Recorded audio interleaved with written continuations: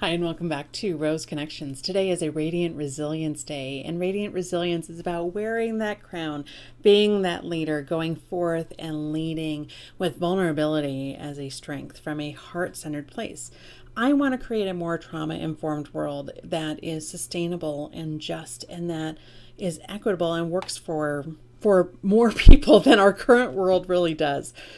And so, with that, I really firmly believe that all of us are called to leadership in some realm or another. It might be, with our friends and family or with the folks that we all geek out with. It could be our community organizations and neighborhoods, or even elected office, or being the manager of a department in a company. Regardless, I really do firmly believe that we all deserve to understand and know these leadership skills. And one topic that I think is really enlightening and very timely right now, especially as things are opening up, is looking at the idea of remote work as a tool of recovery. And so what do I mean by recovery? I mean the fact that we've been in a global pandemic for the last year, over a year. We are now full circle on this, and we're finally starting to open back up that fated day when things, when mask mandates are dropped and things like that. We are finally kind of emerging into that again. And I won't even say emerging, we're kind of, stumbling through coming back. And so recovery can mean our economic recovery, our personal and global economies. It could mean our emotional and physical recovery if we had COVID or if we lost folks to COVID. It could be our recovery from the shared trauma that all of us have. I don't know how many events I can name in my history that affected the whole world in such similar and yet disparate ways. We've had major events happen like 9/11, but those seem to be concentrated in one particular area. We have climate change, but we have people who don't believe climate change is real. So there's that issue as well. But all of us have been quarantining at home or not able to go into work or divided into essential workers and non-essential workers. We've had this shared experience that is really, I think we're going to be seeing the effects of this for the next year, 5 years to come. So the question then becomes, as we are returning back, I'm hearing and seeing all these horror stories on Twitter and Facebook and whatnot about employers who are demanding that you must come back to the office full time, and whether it's because they're sick of remote work or whatever, this demand that you come back into the office is really ignoring this elephant in the room, very literal, like big global thing that just happened to all of us.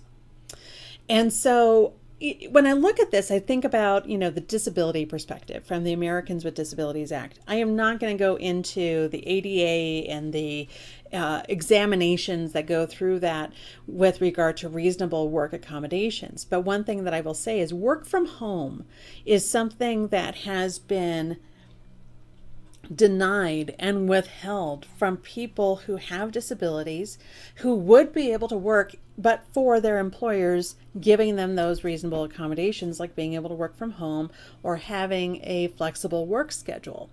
And so if we really want to put our money where our mouth is with regard to inclusion, we have to recognize how we are shutting out people with disabilities by taking remote work away. For years and years and years, we have been told, or, my clients specifically, and me sometimes too, have been told, oh, it's not reasonable. We can't actually do that kind of work remotely. You have to be in the office to do that work. And, there have been some successful lawsuits here and there about that. There have been some successful pressure situations that have allowed for remote work before that. But for the most part, it really has been a thing that has been denied so many people. And I can't tell you the number of people who I screened for Social Security disability benefits who didn't need those benefits so much as they just needed an employer who is willing to listen to them and willing to look at providing them with a reasonable accommodation. And it's funny because those clients are now coming back with, oh, that's interesting. You told me that that job can't be done from home. And yet here you are, very literally doing all of this from home. And so we're hearing these horror stories of these mandates of having to come back into the office or having these flexible options taken away now that the pandemic is over. And by the way, not completely over, just so that we're clear.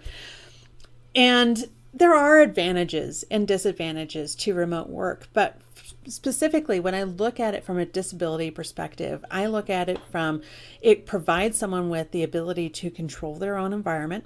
If you're living with a disability, you have already created your environment or are more familiar with your environment and how it can work for you than you would be in an office situation. For example, I had clients that needed to ice their knee, so many times a day. And every time that they came into the office and brought their ice pack, someone stole their ice pack. So, things like an ice pack don't get stolen from home very easily. So that's a very simple, clear, that helps that person feel in control of their environment, and then they can comply with their treatment. Likewise, for me, I have PTSD and what I think are ADHD symptoms and have not been tested or diagnosed with that yet. And I can get severely disrupted by interruptions. Oh my gosh. And let's just be clear.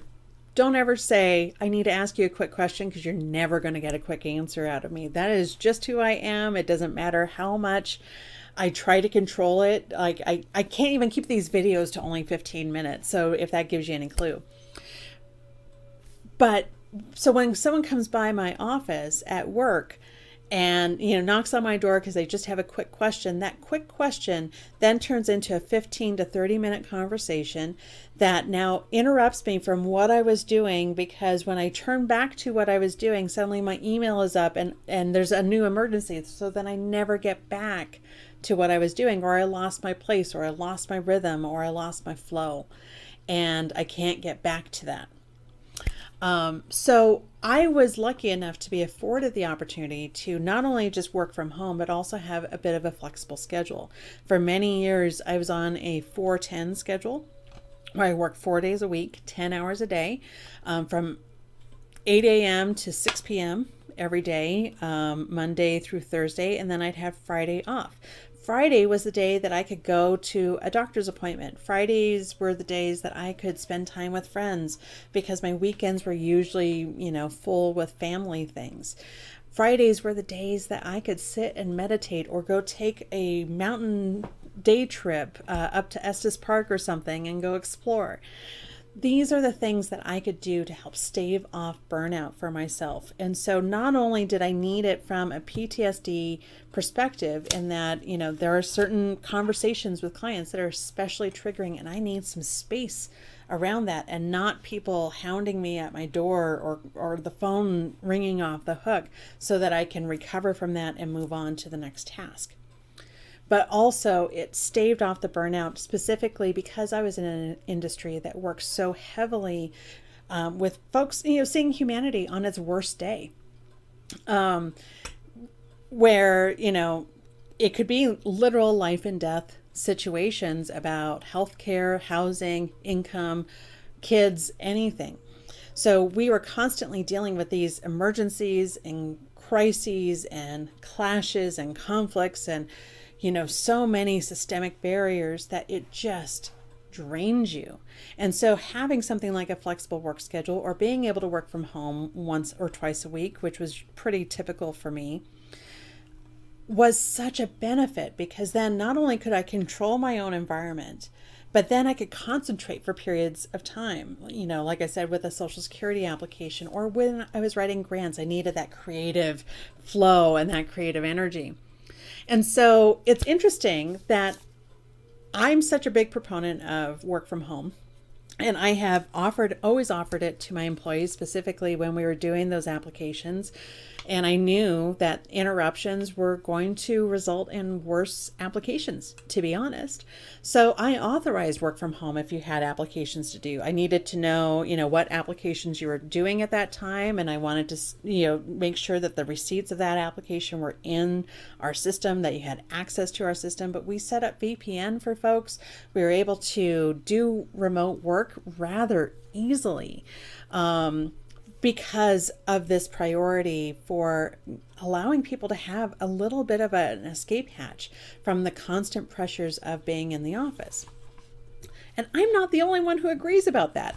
I was exposed to this wonderful survey by Pricewaterhouse Cooper, which they did a survey in June of last year, so just a year ago, of executives, 120 executives, most of whom, over 80% of whom, have revenue or managing revenue in excess of $1 billion for their companies, but then also 1,200 employees. And the results were pretty awesome with this. 83% of employees want to work from home at least once a week. 73% of employees want to work from home at least twice a week. And the number goes down as the more days go down, because employees see a value in being in the office and being able to collaborate and have FaceTime with someone and being able to, draw things out on a whiteboard. I know that was actually the days that I would come into the office, and I was grateful to come into the office were my brainstorming days with my boss. And we would just write all over the whiteboard, and suddenly we'd have everything figured out because that collaboration was how we worked together. So coming in 3 days a week worked for me because of that. And executives say, 73% of executives have said that work from home was a success. And that was just 3 months into it. And that's not even this longer term perspective. And of the employees that did go back to the office, they usually went back for more specialized equipment, like to access a color printer, to send out these things to clients, or because they needed to access paper files, because they had, and I can say from Social Security perspective, we can't always scan all of the files in. Sometimes we have to have only the paper copy. And so those paper copies were there, or they just arrived and we needed to pick those up. And so work from home is actually a benefit. But what a lot of folks are saying is, better define what those collaborations actually look like. Make them more useful and beneficial. If you're going to have a team meeting, make sure the whole team is actually going to be there. Like, make that your day where everyone comes in, they all have some FaceTime together. Make those collaborations directed and helpful for everybody. Also, look at reevaluating your office space needs. In fact, I know a lot of people who are in tech right now who are saying that their employers are like, you know what, we kind of don't need a brick and mortar place anymore, or we only need a place for the servers, or we only need, this. We don't need as much real estate as we did before. And so they're looking at that. They're looking at their compensation packages and how they can help offset the costs of working from home, including, paying for internet bills and things like that, reimbursing for those things. And they're looking at downgrading their office space. Other folks are looking at upgrading their office space and actually increasing the amount of office space available to make it more of a drop-in sort of situation for employees, or so that they can better accommodate social distancing just as a default option. So that's the converse of that. Another thing that employees were looking for with this, and I highly recommend that you read this, and I will put a link in the bottom at the show notes here, is really looking at establishing greater flexibility with work hours. Recognizing the fact that if you're working from home, there are certain interruptions through the day. I will say that there is a certain time of day I really can't get anything done because everyone in my neighborhood seems to be all revving their engines at the same time, and I find that super distracting. So that's going to be a time that I'm going to be like on a half-hour break, or I'm going to go for a walk in the park and then come back and pick up where I needed to be. Literally all these same things were happening in the office too, where I had some of this flexibility in my tasks throughout the day. but how to communicate that has been a challenge for folks. So being able to honor that flexibility of start times and end times and shifting times and things like that can be useful. Likewise, like I said, investing in hardware and equipment is pretty necessary. I don't know who else was trying to find a webcam during this time, but it was very, very challenging if you did not already have a laptop with a webcam to start work from home. But for those companies that were already investing in this technology, it was a very short shift to be able to provide some of that equipment or let people just take their monitors home and plug those in, that type of thing. One of the other things I saw happening too, or that I see happening, is people taking a better look at their job descriptions, at saying, you know what, people who have these types of items in their job descriptions, yeah, we're more comfortable with those roles working from home because, we can shift this around, or all of it is available online or databases online or something. But these ones, they have to address walk-ins or whatnot. Then we're going to put people on shifts where, you work from home 2 days a week, but then you come in and you do your walk-ins 2 days a week. And so they've been compromising based off of job descriptions and clarifying those job expectations. Which brings me to my last part of the topic, which is why I could not keep this under 15 minutes. You're lucky that we have gotten this far in this amount of time, because my last ones did not get this far. One thing that I really want to encourage us to do, and this is the radiant resilience part of this. This is the elevated, here's how I can make this more trauma informed, because work from home is already a trauma informed part of the procedure. It's recognizing that people learn and work differently. It's being able to trust them to communicate. It's about providing, greater physical and psychological safety for folks on the job. But what I have been seeing is these demands that, all employees must return to the office by Monday are very steeped in power and control. Like, we can't trust you, even though we've trusted you for the last year and 3 months to do this. We can't trust you anymore to be able to manage this on your own. So you must need us to supervise and monitor you in person all the time. And now, granted, I was very much a hands-off supervisor. I was more there as a coach and as a motivator and a problem solver than I was, to monitor and look over someone's shoulder and see whether or not they were actually working. Because I'll tell you this, just because they're sitting at their desk does not mean that they are actually working. Just because they walked into the office that day does not mean that they are focusing on the tasks of productivity. And in fact, there's a lot of employers who say that, work from home is actually much more productive.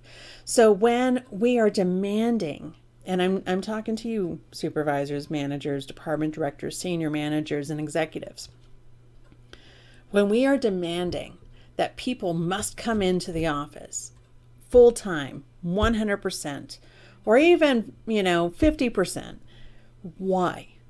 Why are we doing this? What is the actual motivation here? And what I invite you to do is to recognize and evaluate how much of that is a power and control issue and how much of that is really rationally related to the jobs themselves. Like, for example, if you run a homeless shelter and your data entry employees are working from home and now you're demanding that they come into the office, why? Why do your data entry people have to come into the office? What are they going to get out of the office? Or what are you going to get out of them that you didn't get before, other than maybe that assurance and that reassurance of monitoring and being able to have eyes on everybody? How much of that is paternalistic? How much of that is your own fear in operation here? How much of that is pressure that you're getting from above who don't trust your people? And what can we do to increase that trust? Because in all of these situations, work from home situations that I had, both as an employee and as a supervisor, I was making sure that people had what they needed to get the job done.